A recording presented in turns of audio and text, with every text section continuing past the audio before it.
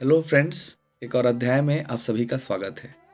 आज अध्याय 36 में हम जानेंगे कि इस संसार में अपना कौन है। इस संसार में हमें किसे अपना कहना चाहिए। क्या इस संसार में जिसे हम अपना कहते हैं वो क्या अपना होता है? और इस बात को जानने के लिए आज हम इस बुक की बात करेंगे जिसका नाम है दी मेटामॉर्फोसिस, जिसे फ्रेंच काफ्का ने लिखा है।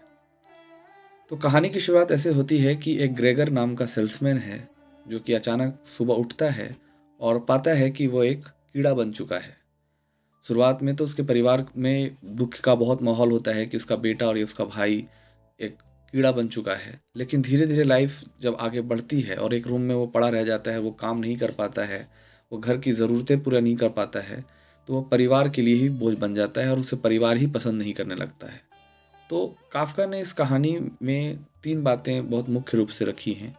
पहला ये जो समाज है हमारा, वो हमारी वजह से चलता है, हमारी कैपेसिटी की वजह से चलता है। अगर समाज में ह्यूमन्स काम नहीं करेंगे, आर्थिक रूप से काम करते हुए नहीं दिखेंगे, तो ये समाज बिखर जाएगा और आप एक बोझ बन के रह जाएंगे। दूसरा ये कि परिवार के सिनेरियो में जब आप देखते हैं तो बहुत रेयर आप पाइएगा कि जिनके बच्चे जो स्पेशल चाइल्ड होते हैं और उनको आप केयर करते हुए दिखेंगे, बच्चों को माँ बाप बहुत अच्छे से रखते हैं, पर जो एक आर्थिक जो बोझ बन जाते हैं बच्चे, खास करके जो काम नहीं कर रहे हैं, मैं एक नॉर्मल ह्यूमन बीइंग की बात कर रहा हूँ कि वो काम नहीं कर रहे हैं, तो वो अपने घर पे ही बोझ बन जाते हैं और तब आपको परिवार में अपना जो एक इज्जत है, आपको दिखेगा कि जो लोग मुझे प्रेम कर रहे थे वो मुझे अचानक से बोझ मान रहे हैं, और ये होता है।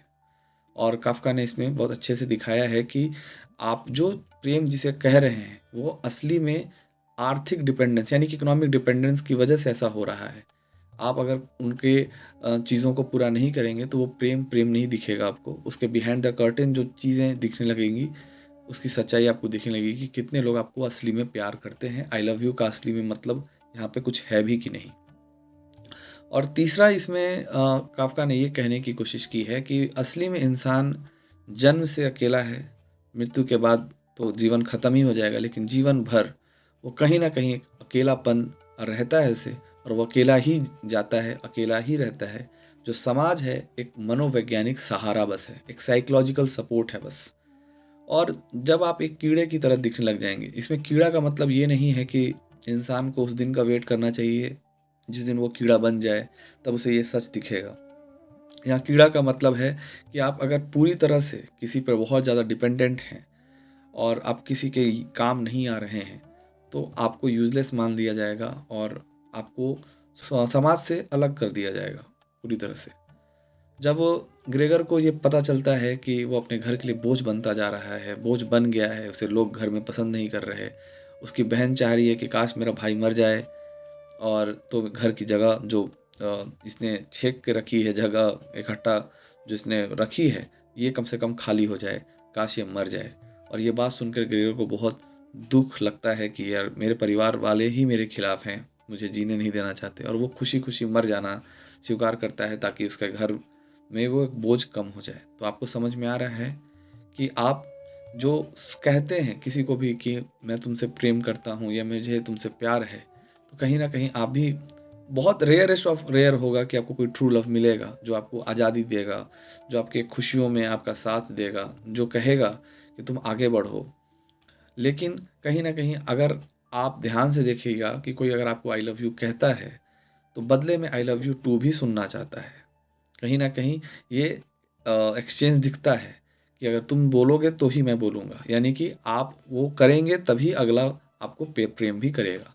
अगर आप उसकी ज़रूरतों को पूरा नहीं करेंगे तो आपकी भी हालत एक कीड़े की तरह हो जाएगी और आपको भी अलग कर दिया जाएगा और आपको भी जीवन से निकाल दिया जाएगा। तो काफ्का की ये कहानी दुख को बताती है कि इस इंसान कितने ज़्यादा चश्मे लगाए हुए है, धोखों के चश्मे लगाए हुए है।